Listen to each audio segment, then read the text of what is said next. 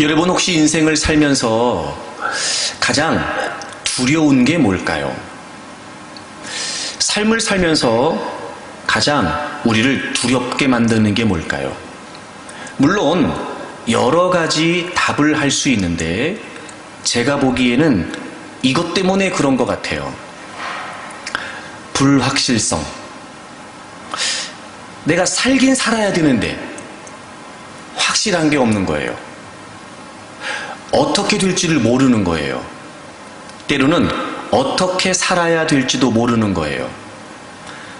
지금 내 앞에 있는 상황이 어떻게 되고 이 상황 때문에 내 인생이 어떻게 될지가 모르는 거예요. 불확실성. 그것 때문에 우리는 자꾸 두려워하기 시작해요. 그리고 불안해하기 시작합니다.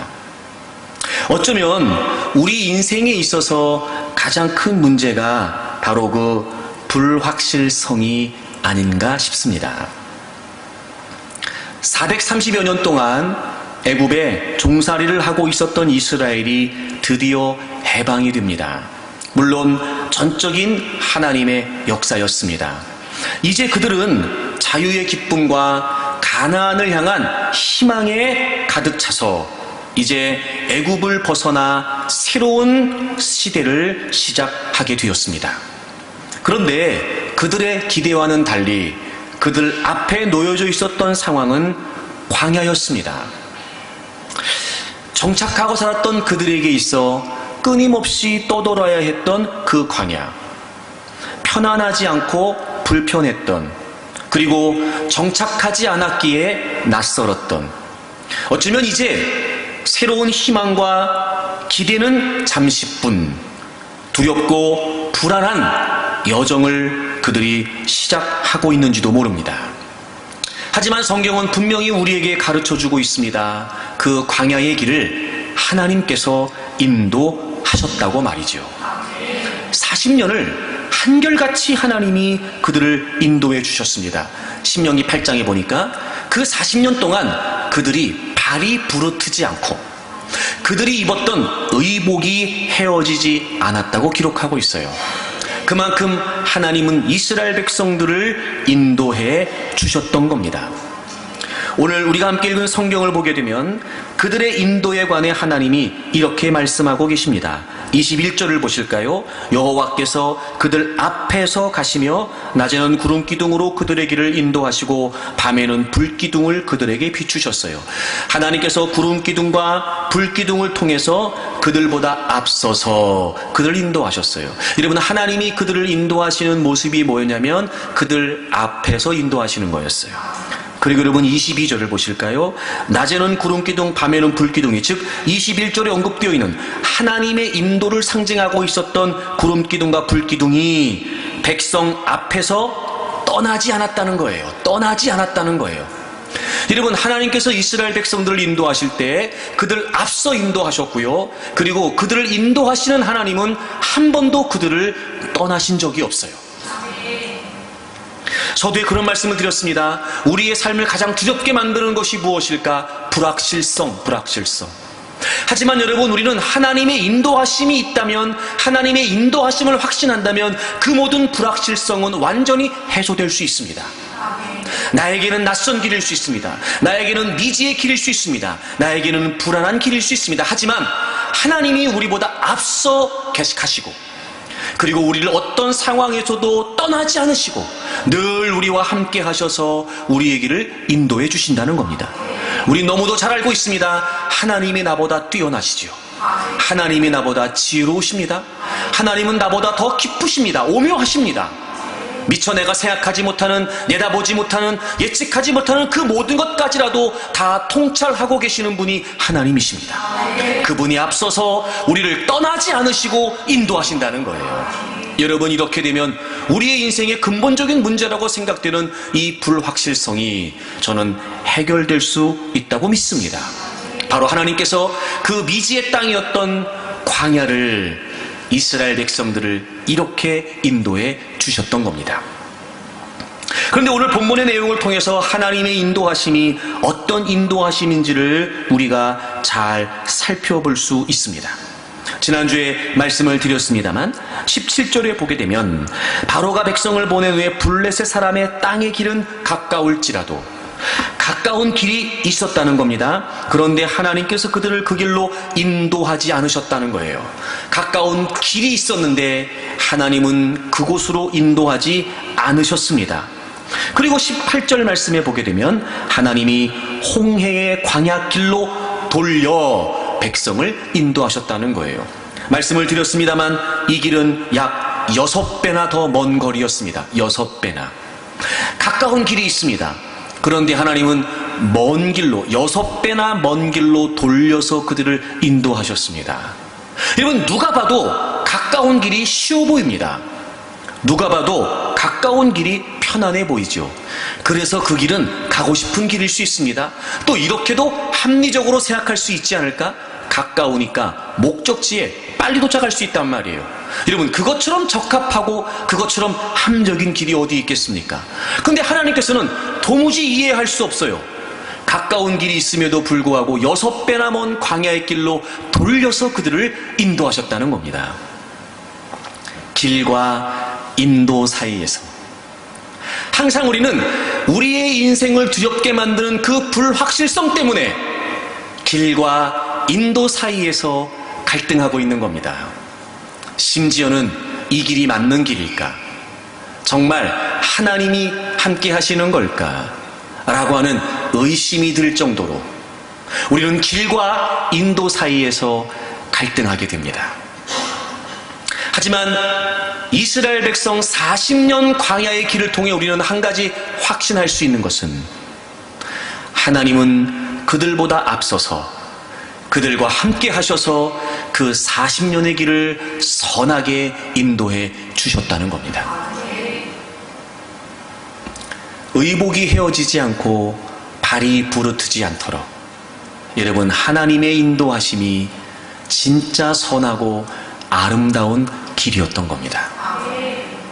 사랑하는 여러분, 길과 인도 사이에서 더 이상 갈등하지 마십시오. 하나님의 인도하심을 신뢰하고 따르십시오. 지난 주일에 첫 번째 그런 말씀을 나눴어요. 그럼 우리가 어떻게 길과 인도 사이에서 하나님의 인도하심을 확신하고 신뢰할 수 있을까?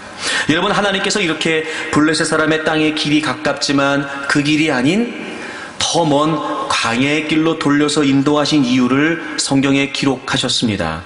여러분, 이 지역은 그 블레셋의 해안 도시였는데 지중해 그 해안길로 형성되어 있었던 도시들이었고, 당시에도 이 블레셋 족속은 철기 문화를 배경으로 하고 있는 아주 강력한 철제 무기들을 갖고 있었어요.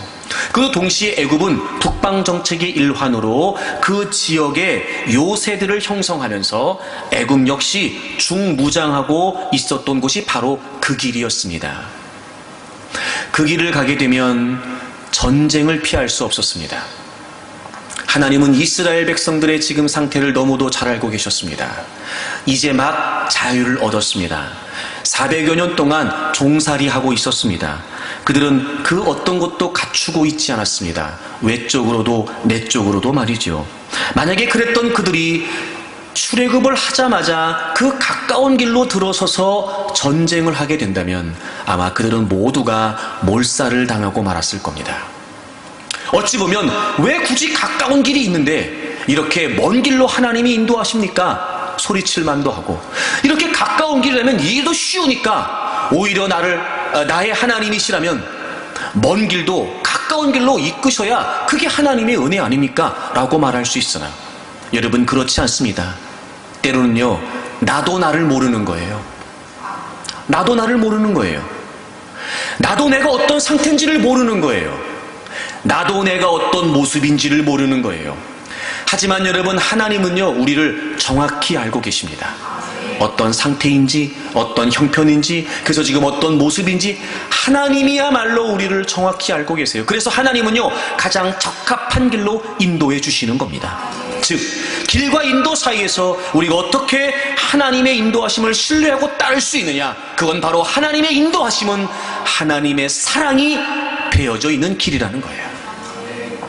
정말 하나님이 나를 사랑하신다는 사실을 확신할 수 있다면 아무리 멀게 느껴지는 길이라 할지라도 우리는 그 길을 따를 수 있습니다.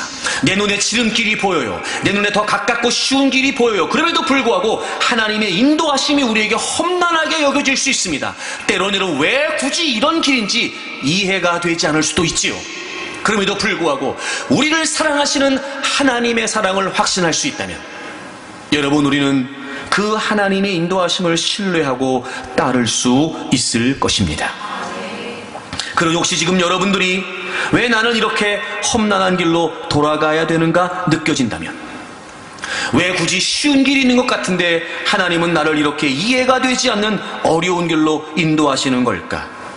왜 더 고통스럽고, 왜 더 힘겹고, 왜 더 어려운 길로 나를 이끌어 가시는 걸까? 라는 갈등이 여러분에게 있다면, 그럼에도 불구하고 하나님이 여러분을 너무나 사랑하신 나머지 여러분을 잘 알고 여러분의 모습을 잘 알고 여러분도 미처 알지 못하는 여러분의 그 속 깊은 마음까지도 다 알고 계시는 하나님께서 지금 여러분을 사랑하심으로 그 길로 인도하고 계시다는 사실을 확신하십시오.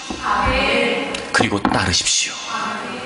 여러분, 비록 가까운 길이라 보일지 모르지만, 내가 충분히 그 길을 걸어갈 수 있을 거라고 생각될지 모르지만, 아니요, 여러분, 그 길은 우리가 모르는 위험이 도사리고 있을지 모릅니다. 여러분, 우리가 만만하게 보이는 길이지만 여러분, 그 길은 오히려 우리를 더 위험에 빠뜨릴 수 있는 길일 수 있다는 거죠. 하나님이 그걸 다 알고 계시기 때문에 우리는 모르지만, 우리는 다 바라볼 수 없지만 하나님은 알고 계시기 때문에 그렇게 사랑으로 우리를 인도해 주시는 것입니다.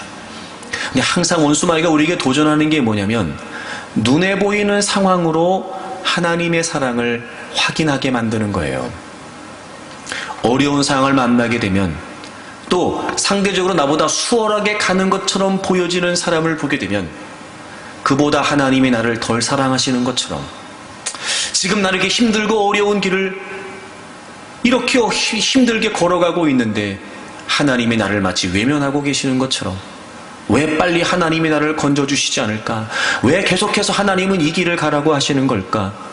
라는 마음 때문에 하나님의 사랑이 끊어진 건 아닐까 싶은 생각이 든다는 거예요.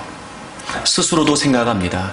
정말 하나님이 나를 사랑하신다면 이렇게 나를 내버려 두실 수 있을까? 원수마귀는 귀에 대고 속삭입니다. 거 봐라, 그거 봐라, 너 눈에 보이는 게 그건데 너가 지금 그렇게까지 살 필요가 있냐? 야, 그렇게까지 주님을 믿을 필요가 있어? 야, 그렇게까지 주님을 섬길 필요가 있냐? 라고 또 원수마귀는 마치 나를 위하는 것처럼 옆에 속삭인단 말이에요. 그러면 여러분, 우리는 갈등하기 시작하는 겁니다. 왜요? 내 눈에는 가까운 길이 보이거든요. 여러분, 쏘으면 안 됩니다. 하나님이 우리를 사랑하신다는 건 바로 예수 그리스도의 십자가를 통해 확증된 진리입니다. 다시 말씀드리면, 우리가 어떻게 하나님의 사랑을 확인할 수 있느냐? 바로 나를 위해 죽으시고 부활하신 그 예수 그리스도의 십자가를 통해서 확증할 수 있단 말이에요. 여러분, 요한 1서를 찾아보겠습니다. 4장을 보실까요? 요한 1서 4장 9절을 보겠습니다. 하나님의 사랑이 우리에게 이렇게 나타난 바 되었으니, 여러분, 하나님의 사랑이 우리에게 이렇게 나타났답니다. 하나님이 자기의 독생자를, 즉 예수님을 세상에 보내심은 그로 말미암아 우리를 살리려 하십니다. 여러분, 우리를 향하신 하나님의 사랑이 뭐냐면요, 죄와 사망과 저주 가운데 있었던 우리를 살리려고 하신 거였어요. 근데 우리에겐 방법이 없었잖아요. 그래서 하나님께서 우리의 모든 죄를 독생자 예수님에게 다 담당시키시고 우리 대신 그분을 십자가에서 죽이셨습니다. 그리고 그로 말미암아, 즉 예수님께서 우리의 모든 죄를 위해 십자가에서 죽으심으로 말미암아 우리가 살게 되었습니다. 그것이 하나님의 사랑이라는 거죠. 여러분, 우리 10절을 다 같이 읽을까요? 10절 다 같이 읽겠습니다. 시작. 사랑은 여기 있으니 우리가 하나님을 사랑한 것이 아니요 하나님이 우리를 사랑하사 우리 죄를 속하기 위하여 화목제물로 그 아들을 보내셨습니다. 아멘. 그래서 사랑이 여기 있다. This is love. 이것이 사랑이다. 이것이 사랑이다.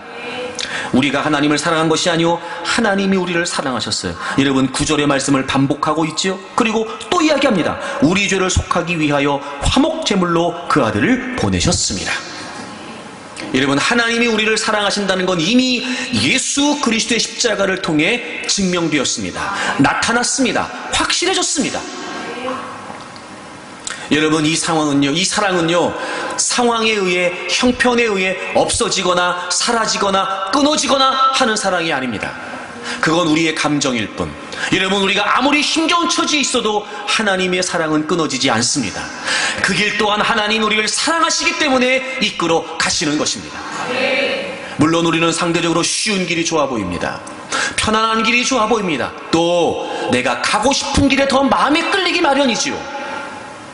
하지만 우리를 너무도 사랑하신 하나님께서는 결코 우리에게 해가 되거나 우리에게 위험이 되거나 우리에게 유익이 없는 길로 이끌지 않으십니다. 사랑하시니까요.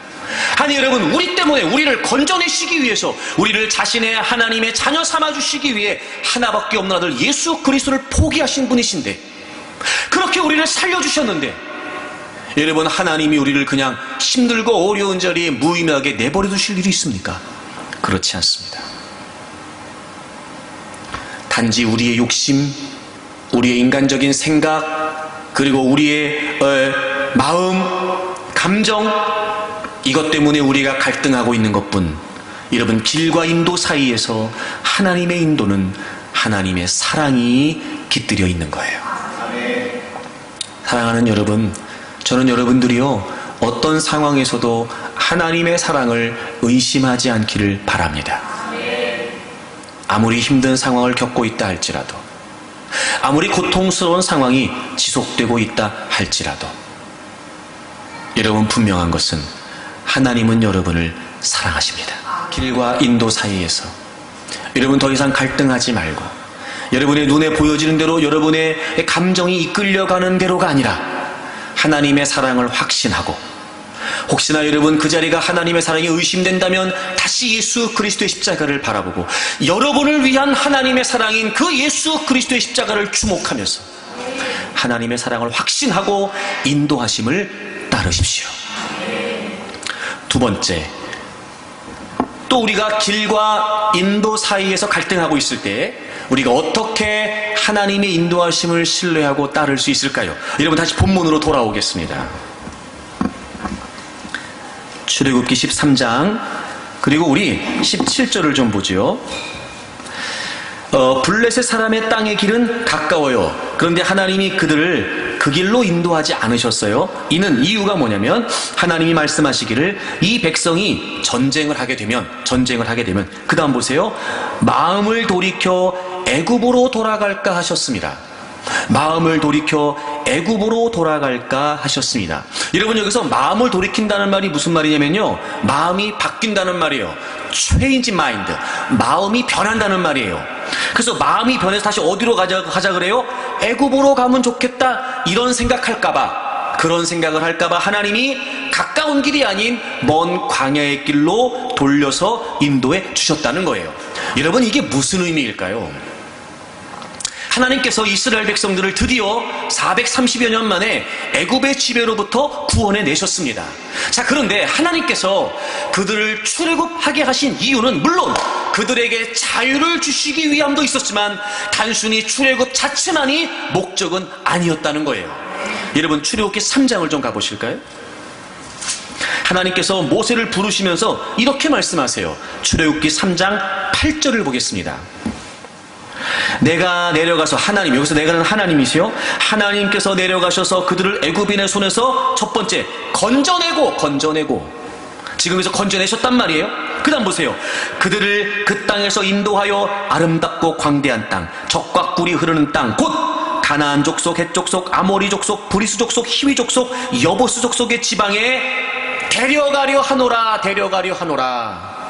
하나님께서 그들을 애굽인의 손에서 건져내시고, 그리고 그들을 약속의 땅, 비전의 땅, 적과 꿀이 흐르는 아름다운 땅으로 데려가려 하노라. 여러분, 하나님께서 이스라엘 백성들을 출애굽하셨던 것은 그들을 그 애굽의 지배로부터 건져내신 뿐만 아니라 드디어 하나님이 아브라함 때부터 약속하셨던 그 적과 꿀이 흐르는 약속의 땅, 비전의 땅, 바로 그곳으로 인도하시기 위함이었습니다. 그런데 그 블레셋 길을 통해 그들이 전쟁을 하고 몰살당하고 피해를 입고 어려움을 당하게 되면 보다 지금 상대적으로 가나안보다는 가까운 위치에 있는 애굽으로 야 돌아가자 안 되겠다, 이건 갈 길이 아니다 라고 하여 애굽으로 돌아가게 될 수 없으니 하나님께서는 그들을 출애굽시키심으로 가나안 땅으로 이끌려고 하시는 의도가 있었기에 그 블레셋 길이 아니라 먼 광야의 길로 돌려서 인도하셨다는 거예요. 아하, 여러분, 길과 인도 사이에서 우리가 어떻게 하나님의 인도하심을 신뢰하며 확신할 수 있을까요? 다른 건 모르겠습니다. 그러나 한 가지, 하나님께서 인도하시는 그 길 끝에는 우리를 향하신 하나님의 비전의 성취가 보장된다는 거예요. 사랑으로 인도하신 하나님께서는 비전으로 인도해 가시는 겁니다. 이렇게 생각할 수 있지 않을까요? 아니, 가까운 길이 더 빨리 가는 거 아닙니까? 그건 우리 생각일 뿐, 오히려 그 가까운 길 때문에 우리가 망가질 수 있고 우리가 무너질 수 있단 말이에요. 우리가 보기에는 하나님, 어차피 우리가 하나님의 뜻을 감당하지 않겠다는 것도 아니고 내 인생을 향하신 하나님의 목적을 내팽개치겠다는 것도 아닙니다. 그래요, 내가 하나님 뜻을 살 거예요, 하나님 목적대로 살 겁니다. 아니 근데 가까우면 쉽고 편하고 좋은 거 아닙니까? 라고 말할지 모르지만 그게 아니라는 거예요. 오히려 그 길은 우리를 망칩니다. 오히려 그 길은 우리를 무너지게 합니다. 그래서 하나님께서는 우리를 향하신 분명한 하나님의 목적과 비전이 있으시기에 마침내 신실하신 하나님께서 그 목적을 이루시기 위해 멀게 느껴지고 험난하게 느껴지고 길게 느껴지지만 하나님은 그렇게 인도하시는 거예요. 그리고 한 가지 확실한 것은 그 길 끝에는 하나님의 약속의 성취가 있습니다. 우린 그걸 믿는 겁니다. 그걸 믿는 거예요. 쉬운 길, 편안한 길, 상대적으로 안락한 길, 그걸 믿는 게 아니었어요. 우린 나를 이 땅에 존재케 하시는, 저를, 여러분들을 이 땅에 존재케 하시는 그 가정에, 그 위치에, 그 역할에, 그 자리에, 그곳에 여러분을 존재케 하시는 하나님의 분명한 목적, 그들의 부모로, 그의 아내와 남편으로, 그의 자녀로, 교회 공동체 안에서, 이 지역에서, 그 일터에서, 그 관계 속에서 저와 여러분을 통해 이루시기를 원하신 하나님의 분명한 목적, 하나님은 신실하시기 때문에 반드시 자신의 약속의 말씀대로 이루시는 분이십니다. 우리를 통한 그 하나님의 비전을 하나님은 이루시기 위해서 지금 하나님은 하나하나 우리를 인도해 가고 계시는 겁니다. 여러분을 불안하게 하는 상을 만난다 할지라도, 여러분이 힘겹고 어려운 형편 때문에라도, 여러분이 지금 의심이 된다 할지라도, 여러분 한 가지 분명히 확신하십시오. 나는 지금 하나님의 인도하심을 순종하고 있다면, 내가 지금 하나님의 인도하심을 따라가는 것이 맞다면 나는 지금 비전을 향해서 가고 있다.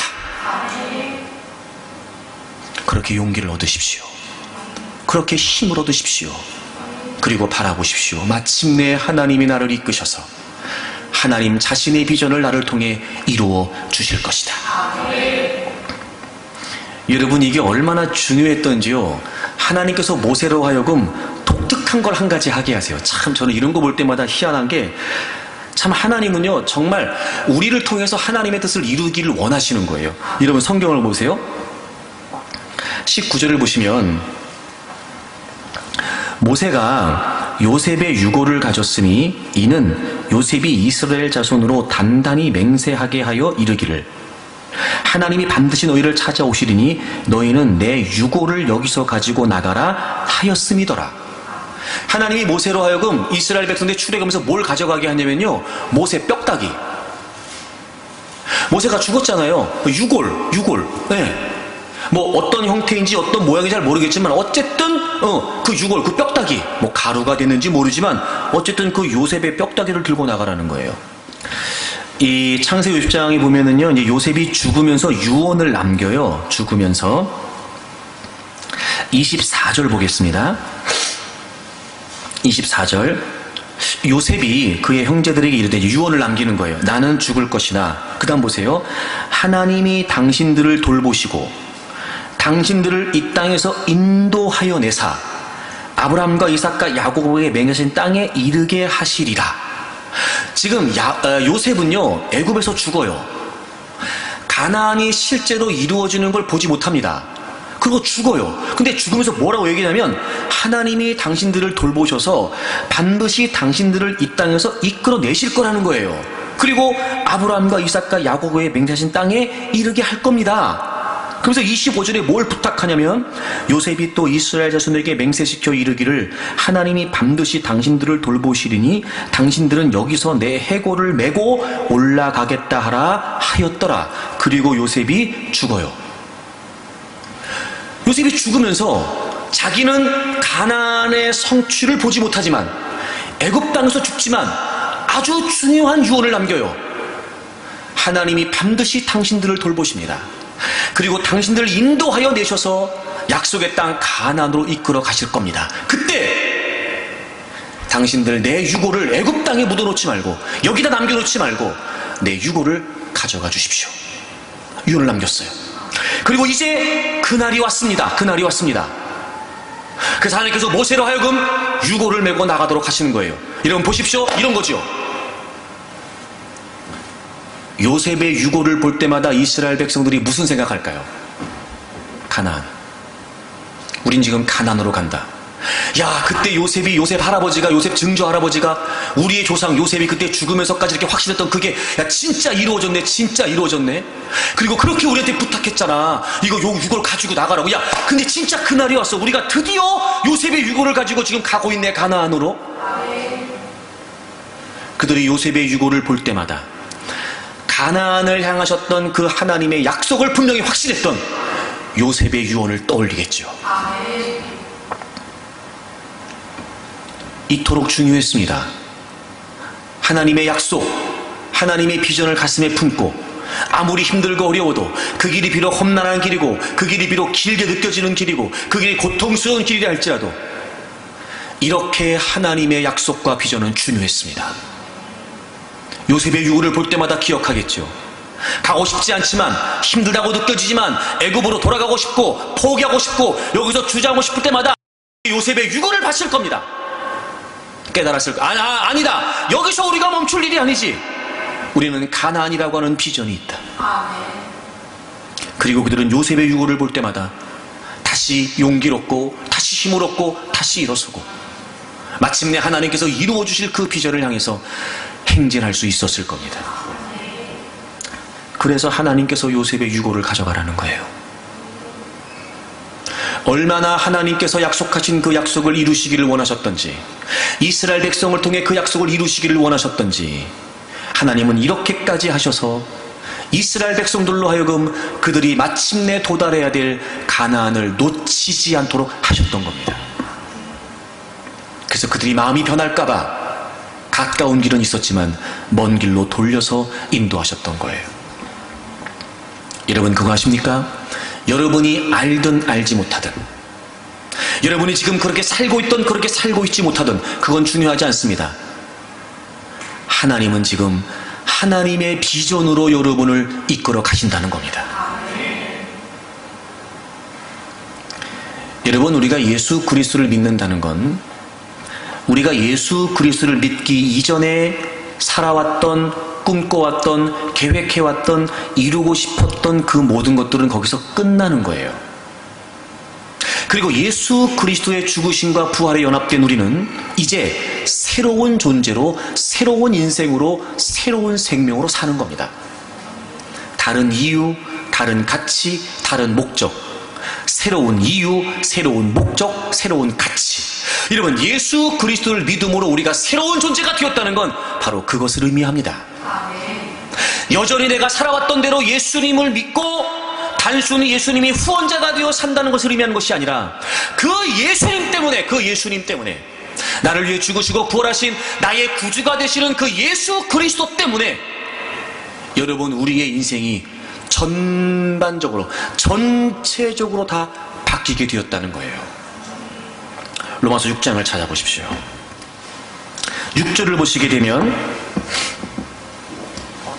로마서 6장 6절을 보십시오. 우리가 알거니와 우리 옛사람이 예수와 함께 십자가에 못 박힌 것은 죄의 몸이 죽어 다시는 우리가 죄에게 종로로 타지 아니하려 함이니 이는 죽은 자가 죄에서 벗어나 의롭다 하심을 얻었음이라. 아멘. 여러분, 예수님을 믿고 우리의 죄를 용서받았다는 게 무슨 말이에요? 그 예수님의 십자가에 우리의 옛사람이 못 박혀 죽었다는 거예요. 죄의 몸이 죽었다는 겁니다. 죄와 사단의 권세 가운데, 그 지배 가운데 있었던 우리의 모든 삶은 거기서 끝났다는 거죠. 죄에게 종노릇하고 있었던, 본래 죄의 종노릇하고 살았던 우리 인생이 거기서 끝났다는 거예요. 여러분, 죽어야 죄에서 벗어날 수 있습니다. 끝나야 우리는 죄의 결락으로부터 자유함을 얻을 수 있습니다.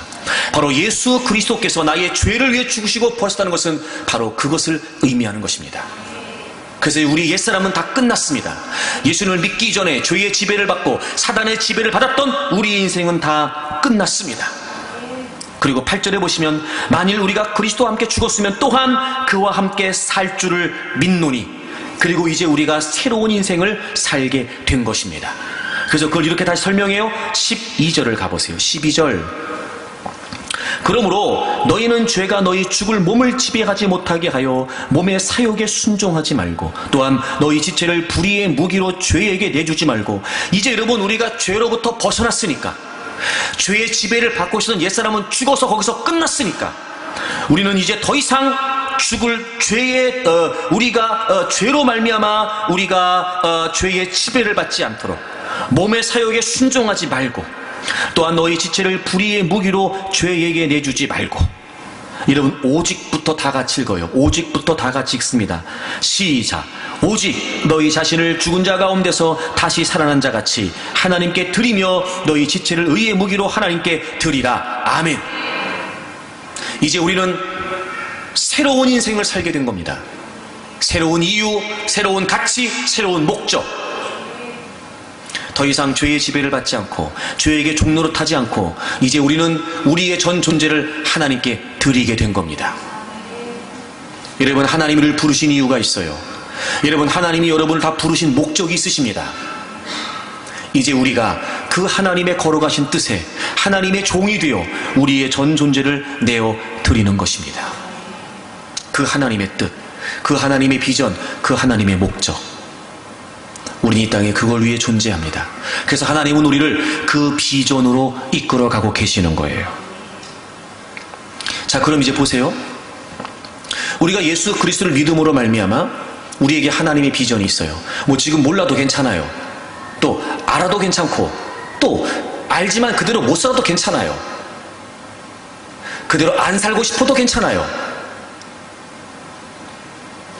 한 가지 중요한 건, 그럼에도 불구하고 우리를 향하신 하나님의 비전이 분명히 있다면, 그것이 무엇이든지 간에 하나님이 그렇게 인도하시는 게 확실하다면 우리에게 필요한 게 뭘까요?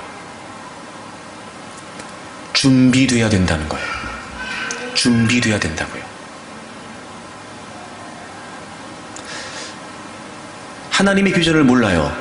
괜찮아요. 지금 하나님의 인도하심을 우리가 확신하고 따라간다면 하나님은 지금 우리를 준비시키고 계시는 걸 테니까. 이럴 수 있어요. 굳이 그렇게 살고 싶지 않아요. 그래서 길과 인도에서 여전히 갈등하고 있어요. 하지만 하나님은요, 우리를 그렇게 이끌고 가실 거예요. 우리가 원하든 원하지 않든 준비시키실 거라고요. 지나보면 알게 될걸요. 아, 하나님이 그 사건을 통해, 그 길을 통해, 아, 하나님이 이렇게 하셔서, 아, 그 힘들고 괴로웠던 과정들을 통해, 아, 하나님이 나를 이렇게 준비시키고 계셨군요. 알게 될 거예요. 그래서 여러분, 비전으로 인도하신다 라고 우리가 쓰고, 어떻게 읽어야 되냐면요, 우린 지금 훈련하고 있다 이렇게 읽어야 돼요. 하나님은 우리 모두를 쓰시기를 원하세요. 우리 모두를 통해 하나님의 비전을 이루기를 원하시거든요. 근데 하나님은 그냥 쓰지 않으세요. 아무나 쓰지 않으세요. 하나님은 하나님의 비전에 적합한 존재가 되도록 우리를 만지세요. 그리고 다루시고, 그리고 고치세요. 그렇게 우리를 준비시키셔서 마침내 그 하나님의 비전을 위해 하나님이 우리를 쓰시는 거예요. 그러니까 비전으로 인도해 가시는 거 맞아요. 근데 우리는 비전이라고 쓰고 훈련이라고 읽어야 돼요. 준비돼야 되니까요. 준비돼야 되니까요. 그래서 여러분, 이스라엘 백성들의 광야 40년을 성경이 이렇게 기록하고 있어요. 신명기 8장을 좀 찾아보세요. 2절에 보시면 내 여호와께서, 내 하나님 여호와께서 이 40년 동안에 내게 광야길을 걷게 하신 것을 기억하라.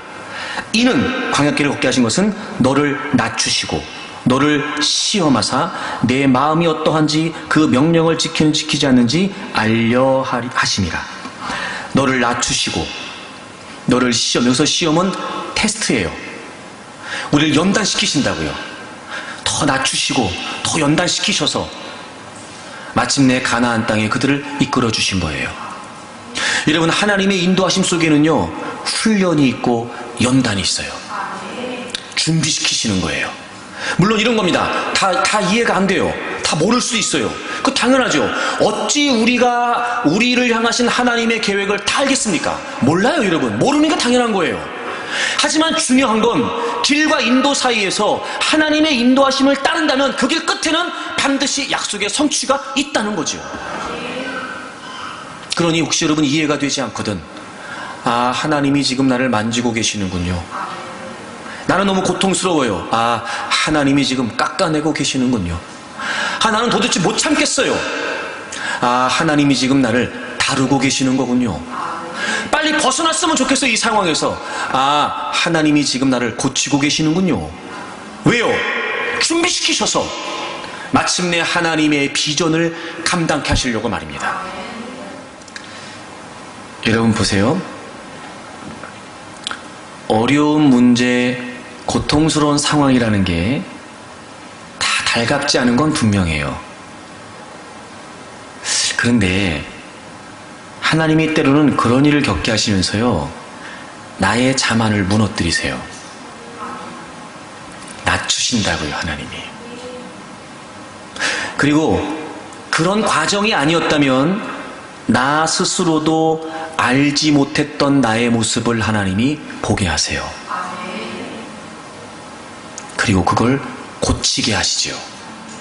물론 또 반복할 수 있습니다, 우리는 얼마든지. 하지만 괜찮아요. 하나님은 또 만드실 테니까요.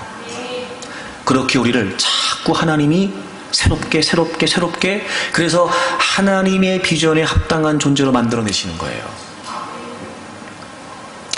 여러분이 연단이다, 훈련이다 라고 하는 이 말이 원래 어떤 뜻이냐면요, 재련한다는 말이에요. 재련. 여러분 시편을 좀 찾아보시겠어요? 시편 66편입니다. 10절 보겠습니다. 하나님이여, 주께서 우리를 시험하시되 우리를 단련하시기를 은을 단련함같이 하셨으며.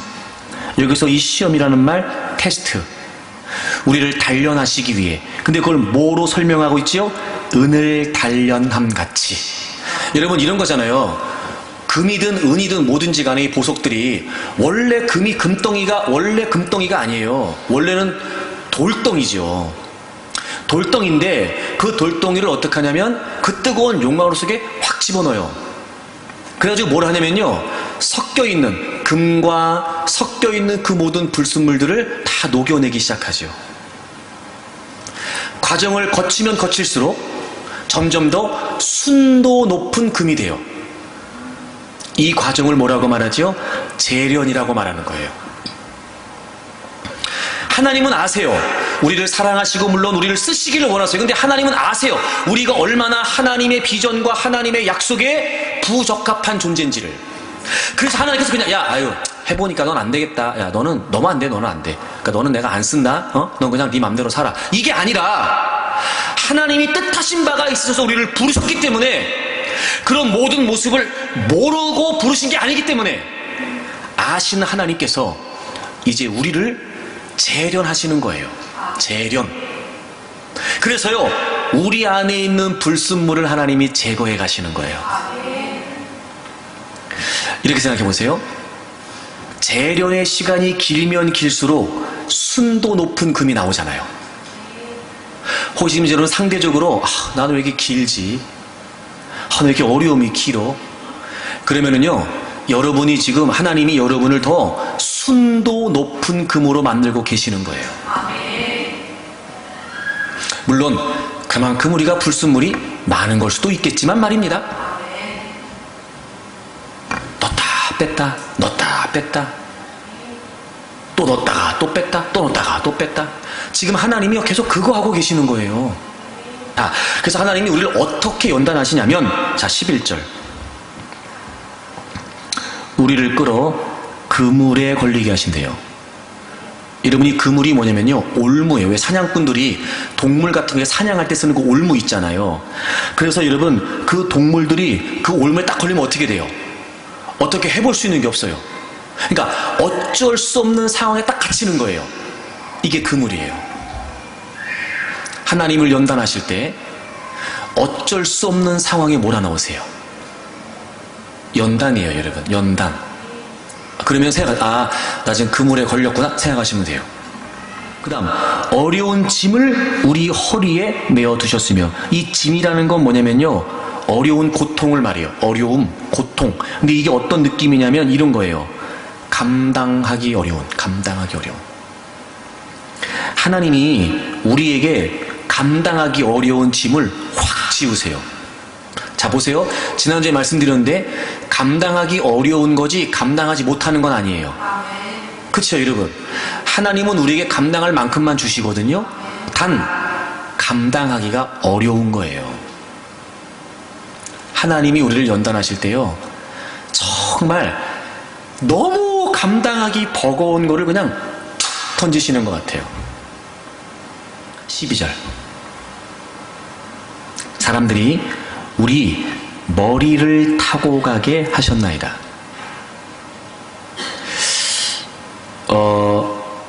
사실 여러분, 우리가 살면서 어차피 사람과 사람 사이에 살고 있기 때문에 우리에게 가장 힘든 일이 뭐냐면요, 사람이에요. 사람을 통한 시련, 서로 더불어 돕고 의지하고 살아야 되는데 그 사람 때문에 겪게 되는 아픔들, 특히 이 머리를 타고 가신다는 게 무슨 말이냐면요, 왜 전쟁에서 패한 사람들이 굴욕을 당하고 수치를 당하는 걸 의미해요. 이야, 여러분 보세요. 때로는 하나님이 우리를요, 수치의 자리에도 던져버리세요. 모욕을 당하는 자리에도 있게 하세요. 야, 너가 나한테 그럴 수 있어? 너는 그러면 안 되지! 라는 사람에게도 아픔을 겪게 하세요. 머리 위로 타고 가게 하세요. 그 다음에 불과 물을 통과하게 하세요. 고통과 환난인데, 여러분, 불과 물, 이게 뭐를 의미할까요? 뭐가 내포되어 있어요? 위험. 그쵸?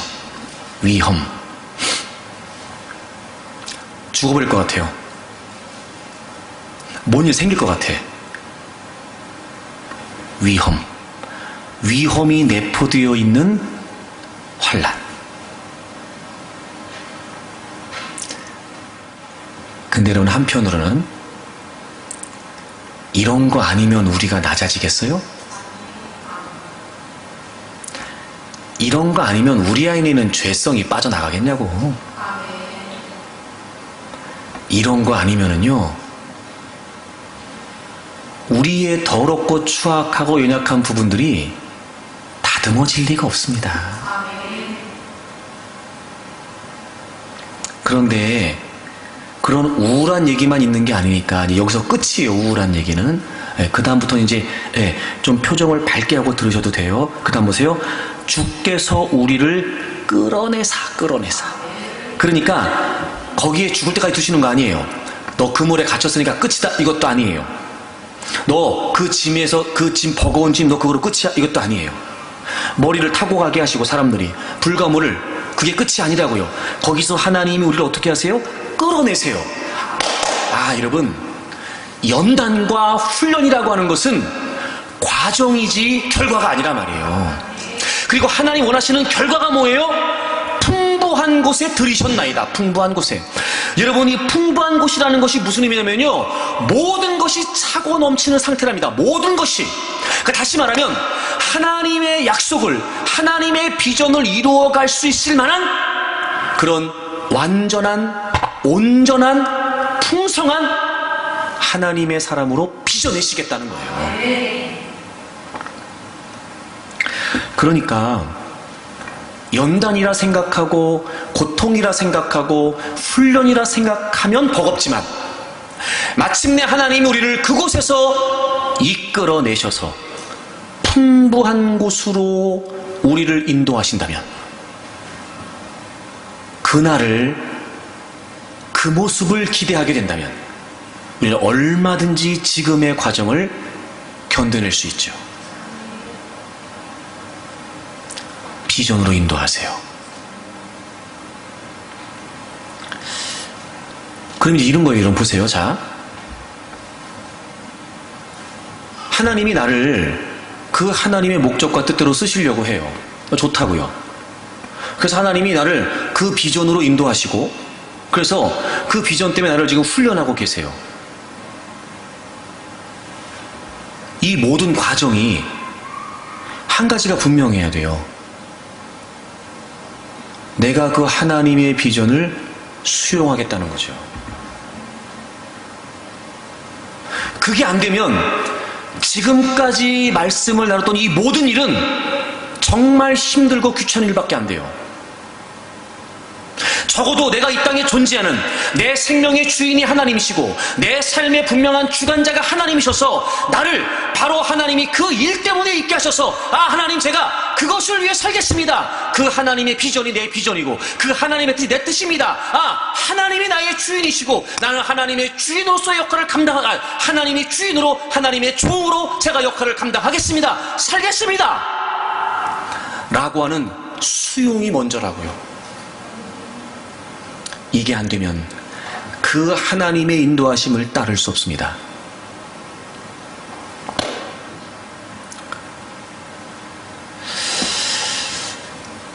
예수님의 공생의 사역 기간 동안 항상 예수님이 가시는 곳마다 많은 사람들이 몰려들었어요. 첫째, 주님이 하셨던 말씀 때문이었습니다. 당시에도 말씀을 가르치는 서기관들, 율법학자들, 바리새인들 많이 있었지만 그들보다 주님이 선포하시는 말씀에 더 권위가 있다는 걸 사람들이 느끼고 감동했어요. 그리고 주님께서 행하시는 능력들 때문이었습니다. 도무지 믿겨지지 않는 그런 기적 같은 많은 역사들, 그것 때문에 늘 사람들은 놀랐고 감동받았고 그래서 주님 곁에 모여들었습니다. 마태복음 8장에 보게 되면 역시 그곳에서도 그런 일들이 일어나게 되었고 이제 주님께서는 행하셨던 모든 일을 마치시고 계셨던 마을을 떠나려고 하셨습니다. 그때 예수님께 2명의 사람이 찾아옵니다. 이유가 뭐였냐면 동네를 떠나시는 주님을 저도 따라가겠습니다 라고 얘기한 거예요. 저도 주님을 따라가겠습니다 라고 요청했어요. 사실 자신들이 지금까지 살고 있었던 그런 모든 생존의 기반을 거기다 두고 떠나 주님을 따른다는 건 굉장히 큰 결심이었을 겁니다. 두 사람 모두 주님을 따르겠다고 말했는데 어찌된 일인지 주님은 그 두 사람 모두를 선택하지 않으십니다. 마태복음 8장을 가보세요. 18절부터 보시면 예수께서 무리가 자기를 애워싸는 것을 보시고 건너편으로 가기를 명하시니라. 이제 그 마을을 떠나시는 거예요. 19절 한 서기관이 나와서 예수님께 아뢰니다. 선생님이요 어디로 가시는지 저는 따르리이다.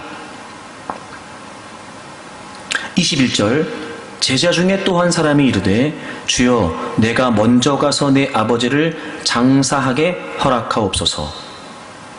서기관이 나오고 제자가 나옵니다. 적어도 마태가 이 일을 기록했을 때 아마 결과적으로 붙여진 명칭일 거라고 생각이 되어집니다. 서기관, 제자. 그러니까 이 당시에 서기관이라고 기록되는 이 사람은 예수님에게 나와서 직접적으로 말합니다. 선생님 어디로 가시든지 저는 주님을 따르겠습니다 라고 말하죠. 여러분, 이렇게 단호한 의지를 표명합니다. 서기관은 이 당시 전문 율법학자였습니다. 대부분의 서기관들은 예수님과 적대적인 관계에 있었어요. 그런데 그는 예수님의 가르침을 듣고 감동을 받습니다. 예수님이 행하시는 능력을 보고 감동을 받아요. 그래서 주님을 따르기로 작정합니다. 그 뒤에 주님의 대답이 기록되어 있죠. 여러분 20절을 보실까요? 예수께서 이르시되 여우도 굴이 있고 공중의 새도 거처가 있으되 인자는 머리둘 곳이 없다 하시더라. 다시 말하면 새와 같은 그런 동물들도 다 안식처가 있는데 주님은 안주할 곳 없이 떠돌아 다녀야 된다는 말씀을 하세요. 여러분, 이상한 생각이 안 드십니까? 당시 모든 서기관들은 거의 대부분 예수님하고 적대적이었다고요. 근데 그랬던 서기관이 예수님을 따르겠다고 해요. 그것도 단호하게. 그럼 우리 같으면 야, 너 참 대단한 결심을 했구나. 그래, 너 나랑 같이 가자. 이렇게 주님 말씀하셔야 되는데 주님이 정처 없이 떠돌아다닌다 라고 하는 얘기만 하시고 함께 가자는 말씀도 없고 칭찬하시는 말씀도 없어요. 그리고 결정적으로 서기관이 예수님을 따랐다는 말이 없어요. 이상하죠, 여러분? 근데 21절에 제자라고 청해지는 한 사람이 주여, 내가 먼저 가서 내 아버지를 장사하게 허락하옵소서, 먼저 가서 이렇게 얘기한 걸 보면 그도 주님을 따르려고 했던 사람인 건 분명한 것 같아요. 근데 그는 지금 자기 아버지를 장례하는 일 때문에 지금 미루고 있어요. 주저하고 있다고요. 근데 주님께서 그렇게 미적거리고 주저했던 그에게 이렇게 답을 하세요. 22절입니다. 예수께서 이르시되 죽은 자들이 그들의 죽은 자를 장사하게 하고 너는 나를 따르라 하시니라. 그리고 이 사람이 제자가 된 거예요. 그리고 이 사람이 주님을 따른 거예요. 여러분, 둘 다 주님을 따르겠다고 말했어요. 어찌 보면 서기관의 결단이 더 대단한 결심인 것처럼 보여지지 않으십니까? 근데 왜 주님께서는 서기관이 아니라 또 다른 사람에게 너는 나를 따르라고 했을까요? 제자라고 기록되어 있는 이 사람은 오히려 나 지금 아버지가 돌아가셨는데 그것부터 하고 와서 따라갈게요. 오히려 가족을 핑계로 지금 추주하고 있는데 왜 그에게 주님께서 너 그래? 그럼 넌 거기로 굴러 가. 넌 안 되겠구나. 이게 아니라 그건 놔두고 너 빨리 나를 따라와. 왜 이렇게 말씀하셨을까? 여러분, 19절과 21절에 그들이 주님에게 요청했던 표현의 차이가 느껴지지 않으십니까? 19절의 서기관은 예수님을 선생님 이렇게 부릅니다. 21절에 제자라고 기록되어 있는 이 사람은 예수님을 주여 이렇게 부릅니다. 여기에 등장하는 선생님이라고 하는 단어는 가르치다라고 하는 동사에서 파생된 명사입니다. 히브리어 랍비에 해당되지요. 대부분 이 선생님 혹은 랍비라고 하는 호칭은 예수님을 올바로 이해하지 못했던 바리새인들이나 서기관들이 주로 예수님을 부를 때 사용했던 호칭이었습니다. 선생님. 21절에 나와 있는 이 주여, 퀴리네, 이 주여라고 하는 표현은 실제적으로 종이 주인을 부를 때 사용했던 호칭이었습니다. 선생님은 내가 가르침을 받는 대상일 뿐입니다. 하지만 주님은, 주인님은 내가 순종해야 될 대상이라는 거죠. 왜 주님께서 그 한 사람만 선택하셨을까요? 주님께서 원하시는 주님을 따르려고 하는 자들의 태도가 있었던 겁니다. 선생님이 아니라 주님 말입니다. 선생님이 아니라 주인님 말입니다. 여러분, 우리가 신앙생활을 하고 예수님 믿는다고 말하고 교회를 출입하고 기독교인이라고 말합니다. 혹시나 예수님을 좋은 선생님으로만 생각하고 있는 건 아닐지. 물론 그분의 가르침에 놀랍니다. 그분의 통찰과 능력과 그분의 지혜에 탐복합니다. 그래서 더 성경을 알고자 노력도 합니다. 하지만 주님이 선생님 이상은 아닌 겁니다.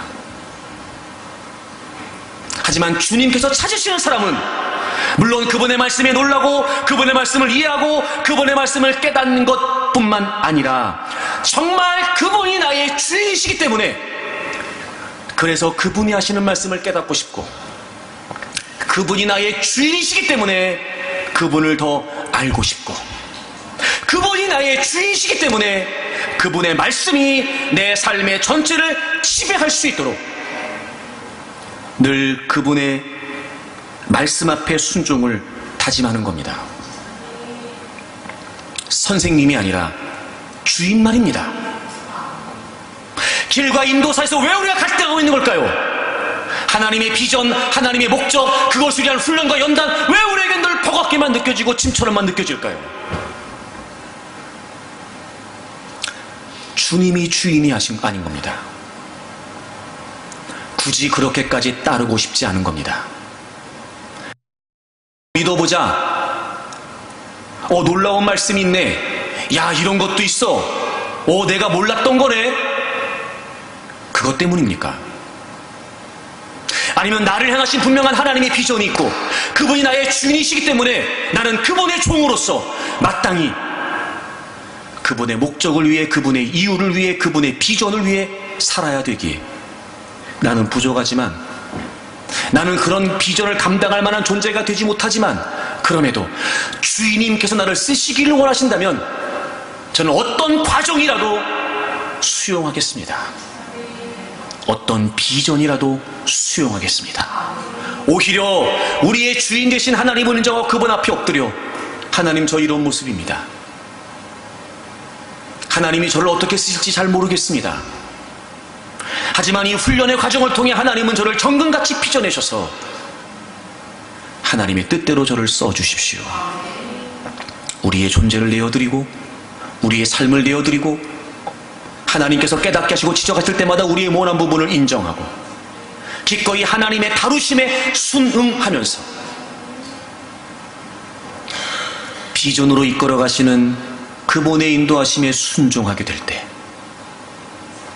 길게만 느껴지고 멀게만 느껴지고 힘들게만 느껴졌던 그 길들이 오히려 우리에게는 감사가 되고 오히려 우리에게는 찬양이 되고 마침내 그 비전을 이루실 그날을 기대하면서 우리는 그 길을 걸어갈 수 있을 것입니다.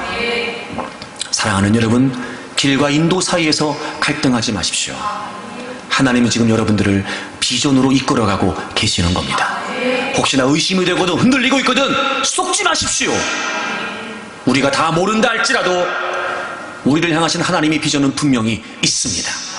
여러분을 향하신 하나님의 목적은 반드시 이루어집니다. 지금 그 일을 위해 하나님은 여러분을 비전으로 이끌어가고 계십니다. 여러분, 오히려 훈련을 기쁘게 받으십시오. 하나님의 연단을 감사함으로 견디십시오. 정금같이 비전을 그날을 기대하면서 여러분이 마침내 하나님 우리의 멋지게 사용될 그날을 바라보면서 여러분을 아름답고 위대하게 빚어내셔서 하나님의 거룩한 비전을 위해 쓰실 날을 바라보면서 묵묵히 그 하나님의 인도하심을 따르는 여러분들이 되시기를 바랍니다. 우리 찬양 하나 하겠습니다. 오늘 말씀을 기억하면서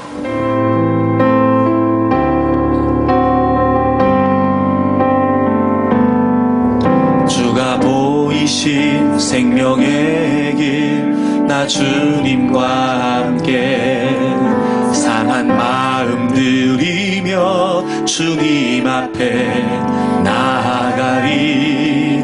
나의 의로움이 되신 주 그 이름 예수, 나의 길이 되신 이름 예수.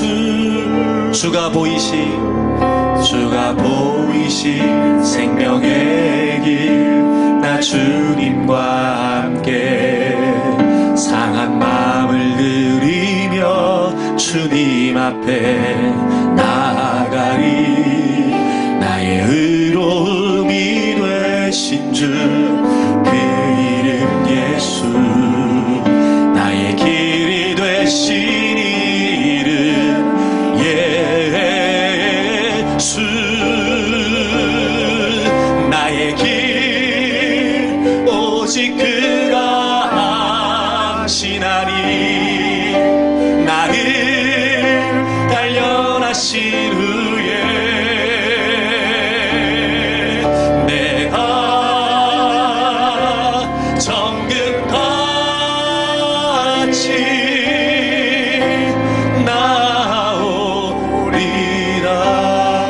주가 보이신 생명의 길 나 주님과 함께 상한 마음 들이며 주님 앞에 나아가리 나의 의로움이 되신 주 그 이름 예수 나의 길이 되신 이름 예수 나의 길 오직 그가 하시나니 나를 단련하신 후에 내가 정금같이 나오 오른손 들고 고백합니다. 나의 길 오직 그가 하시나니 나를 단련하신 후에 내가 정금같이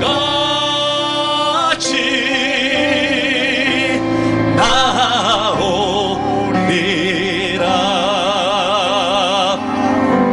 두 손을 가슴에 얹겠습니다.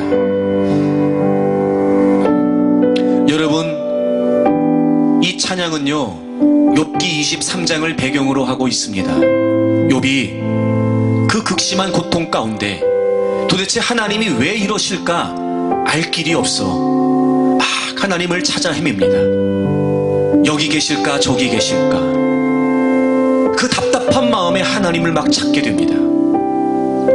결국 그는 하나님을 만나지 못하게 돼요. 얼마나 더 절망적이었을까? 얼마나 더 괴로웠을까? 도무지 감내하기 어려운 그 고통의 상황에서 말입니다. 하지만 그는 그 고립 가운데서 아주 소중한 진리를 깨닫게 됩니다. 나의 길 오직 주님이 하심이 됐습니다.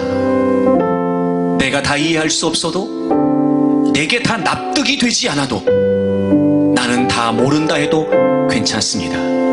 하지만 한 가지 분명한 것은 이 고통의 순간들을 통해 하나님은 나를 정금처럼 빚어내셔서 하나님이 쓰실 것이라는 사실을 비로소 욥이 고백하게 됩니다. 이해가 되지 않으니까 더 힘들 수 있습니다. 이유를 좀 알면 좋겠는데 납득이 되지 않으니 더 괴롭게 느껴지는 겁니다. 언제 끝날까? 어떻게 되는 걸까? 두려운 마음도 없지 않아 있으실 겁니다. 하지만 여러분 걱정하지 마십시오. 하나님은 지금 여러분을 정금같이 빚고 계시는 겁니다. 두 손을 높이 들겠습니다. 하나님이 비전을 바라보십시오. 하나님의 약속에 순종하기로 다짐하십시오. 주님이 여러분의 주인 되심을 인정하고 그 하나님의 거룩한 뜻을 위해 살기로 결정하십시오. 오히려 이 고통의 시간들도, 오히려 이 연단의 시간들도 우리가 기쁨으로 감사함으로 감당할 수 있을 것입니다. 주님, 우리가 그날을 기대하겠습니다. 주님, 우리가 그날을 바라보겠습니다. 정금같이 빚어내셔서 저희들을 비전으로 인도하여 주옵소서. 우리 큰 목소리로 주여 세 번하고 동서로 기도합니다. 주여